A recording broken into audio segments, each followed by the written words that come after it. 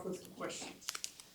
Which I don't know, we've talked a lot about the recipe to win. Does it feel like with this team, the recipe is pretty similar to last couple of years? I think some of it is. I think every coach has a different thought on what impacts winning the most. I think sometimes your roster suggests the ability to maybe try to do it different. I think our roster is a little different. It's still too early to know like what the consistency of the roster will be relative to the new guys, but not just the new guys, but this year's team. What is this year's team going to be from a consistency standpoint? So I think we've tried to narrow that down as best we can, other than the two scrimmages. Take the two scrimmages and what did we learn, give us more evidence on what we want to do. And that's what we've been practicing since the last time I saw you. So I do think there'll be some commonalities, though, for sure. You talked to Jason about getting to go home. I know that doesn't impact the way you schedule, but when you do get to take a guy close home, is that cool for? For sure. Yeah, it's real cool. And his parents probably have been to as many games as anybody from an out-of-state home as I've been around in a long time. Really good family. It's similar to what we have talked about before. When you're trying to figure out a non-conference schedule, and when you factor in the net, how many home games can you play? How does it impact the ACC, SEC challenge? Are you on the road? Are you at home? What series, and there's not many of those anymore with how things go, what series are off the book, so to say? Do you want to start some more? To some degree, I think what conference they're in plays a factor in that. And so this is the earliest you can ever play college basketball ever, on the first Monday in November. So there's a couple of, I think maybe 3 more dates to choose from. And then how do you want to use those? So it'll be a great first test. That's 3 Big 12 teams in a row on the road. So we're becoming more familiar with the Big 12 than ever before. Jay said with how many upperclassmen they have, he even joked that CJ's been 18 different teams in 5 years, but just so many guys that this is their last shot, their last ride. Does that kind of help with the overall team mentality of no regrets, no excuses? Let's get things done. I hope so. I do think when you're dealing with guys that have been around multiple schools, multiple places, COVID year, redshirt year, like however you calculate those things, there is some level of maturity that comes with that. There's some reps that come with that. There's some game experiences that come with that. There's also some potentially bad habits that come with that. And you have to be careful that arrogance doesn't get involved. Hey, I've done this before. I don't have to do that. So I think it's a delicate line of being humble in how you go about what's on its way, but also using the wisdom that you've been a part of in your journey to see if it can help you in your last mile, so to say. Wade's become such a key piece to this team. Kind of maybe looking back, when did you realize that he could maybe become the prolific player he's become, whether that was when you recruited him in high school or as he got to A&M? I don't think anybody could have predicted that he would be first team all conference as a sophomore, back-to-back first team all conference as a junior. And I don't think that his story is complete yet. But I've always had great belief in him. Not because I knew it was going to be this. I just have great belief in his spirit, a great belief in his parents, great belief in how he was raised, great belief in the coaches that he has had prior to here. They're not all still living, but had known those coaches since I was young. And unique because it was COVID. A lot of that is Zoom. He never took a visit. You could argue may end up being one of the better players that have ever played here, and he never took a visit here. But I do think one thing I learned from that is when you're dealing with smart people who are also high EQ, they deduct your belief in them regardless of your words.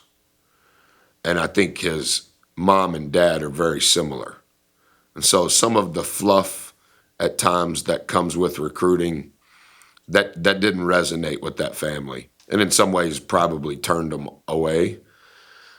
And so it's one of the few times, because I'm not good at hello or goodbye, it's one of the few times that it actually benefited us. Devin did a tremendous job building a daily relationship during the lockdown and all the uniqueness that was. But he's a special player, even though he doesn't look like it. But his brain is ultra special.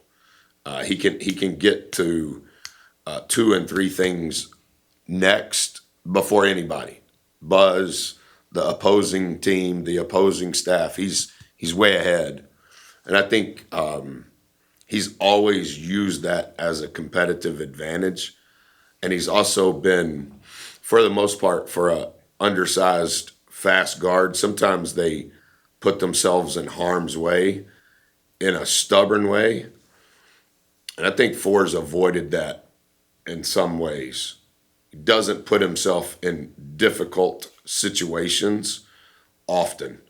And I think that's another, more evidence of his IQ. Jace talked about how Wade has become a more vocal leader at practice. How have you seen him grow into that leadership role? I personally think it's the next thing for him. Whoever coaches him next year, I think that will determine his salary. I don't think it's hard to figure out what he does on the court. He's becoming more comfortable with his voice. His actions match his voice more often than it ever has. I think there's a little bit of what Tyler said on he's so smart, like he knows this is the last Halloween he's in college. And so some of the transfer to multiple places doesn't impact him. Some of the COVID waivers, red shirts, like he's been normal, right? I came here as a freshman. I had some role as a sophomore, so it's been somewhat normal. And I think with each passing year, we've seen improvement, and he knows that, and he's smart enough to know that his resume is attached to that, so he understands the margin of how his voice can impact this year's team along with his play, and how that can potentially change the environment that he's in this time next year. And all of those things from a leadership standpoint, that's all I talked to him about. But that, in truth, that's all I've ever talked to him about. I was over there at the apartments with him that first year, and you guys remember, I think you were here, I know Travis was, you guys remember some of the guys on that team, and I remember he was sitting in the passenger seat of my truck. It wasn't illegal back then. I didn't buy his food or anything. I just drove over there and he got in the truck. That was all that happened. So please don't tweet out a narrative that's out of context. Right, Travis? See, if you say a bunch of things, then y'all can't chop it up and make it sound like I'm weird. And I talked to him about when did you become the leader at Lancaster? You guys remember he played with Mike Miles. Mike was a year ahead. And we had some of those dimensions on that team when he was a freshman. And I was like, you have greatness in you, and it has to go now. It has to go now. And I think part of that is his leadership. And I think each year it's gotten better. How are Zurich and Solo doing, and how tough was it missing those guys for the exhibitions? Yeah, they're doing fine. I know you know this, and I didn't say it publicly at media day because I'm looking at the depth chart of the media, and I think we're all the same, aren't we? Is everybody that was here last year, like who's new? Oh, Get the hat on in there. Yeah, that's a good picture. So I think I did a poor job on media day because sometimes I coach like that. Hey, everybody knows except Tony. I don't want to talk about where their problems are, but you guys remember when I told you guys that last year? Why do you think I told you that? I'm just curious. sports betting. Yeah. Yeah. And now they've changed it. Uh-huh. I always try to stay ahead of the posse. That's why I didn't talk about it. And I know in January I have to, or somebody has to do something. They're progressing. Yeah. They're progressing. And I do think, to answer the second question, I think both those guys are really good. In some ways, good at some of the same stuff. But they will impact our team when they're back for sure. Zurich talks about his defense and just how much pride he takes in that. We know what he can do as a scorer, but defensively, maybe for some people who don't know, just what makes him so effective. The first thing I think that makes him so effective is I've never seen him have a bad day. He wants to be coached. You can say whatever you want to say to him. You can say it in any tone with any words you choose, and he will never blink. That's hard to find anymore.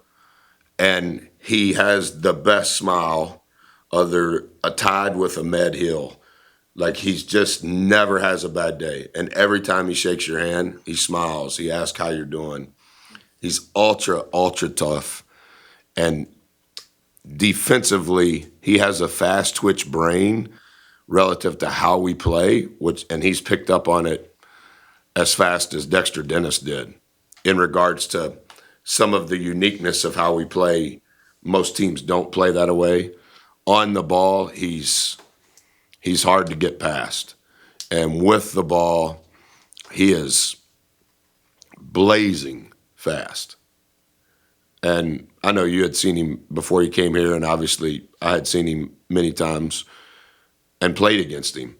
But maybe his diet's changed since he moved to College Station or something. I mean, he is jet quick with the ball. And he has embraced everything we have done since he got here in June. And he will for sure help us. What challenges does UCF present? So Brad wanted to do this because I know you guys are busy with football, and that's the priority here, and it should be. And I told him, Brad, I'm not going to know anything if they ask about Central Florida because I'm a little tomorrow is 3 days before in my brain. And so relative to my rhythm and routine, I don't touch the opponent until 3 days before because 2 days before is when I have to present it to the team. So Johnny Dawkins is the head coach. They're in the Big 12 and they're in Orlando, and that's where we play. What'd you learn from Houston? I guess how beneficial was that to your team, knowing what you need to work on? It was really embarrassing in real time. I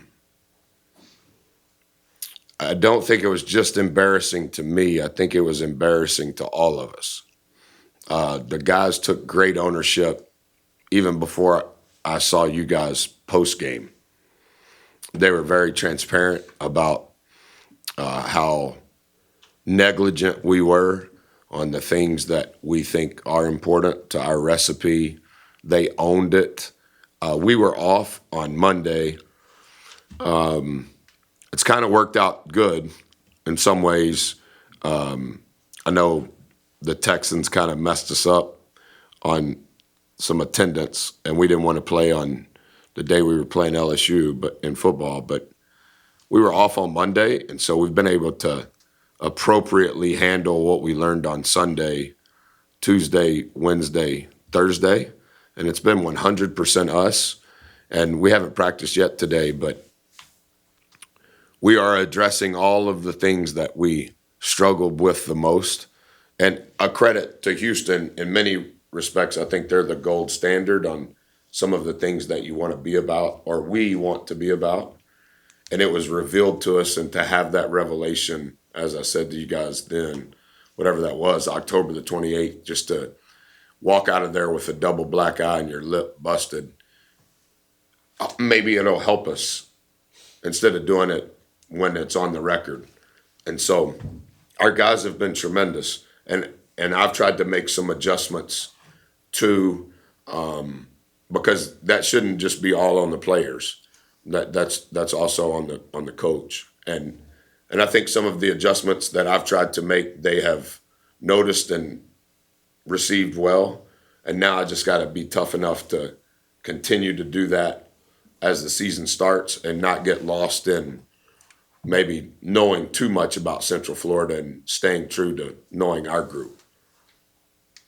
How much have you seen the intensity of practice pick up this week? I know Henry and Jace both said that, you know, you guys have really been getting after it. And It's been finding that great. grit. Yeah. It's been great. We've shrunk the playbook, so to say, not literally, but figuratively, on the things that we knew everything Houston was doing. They knew everything we were doing. It was great. There was prior history, mutual respect. And I don't know how to say this publicly without shaming anyone. They just did it way better than we did. But we owned it very quickly. And so if we can take something that was harmful and potentially at some point turn it to good, excellent. And I think a part of the lesson is whatever Henry and Jay said.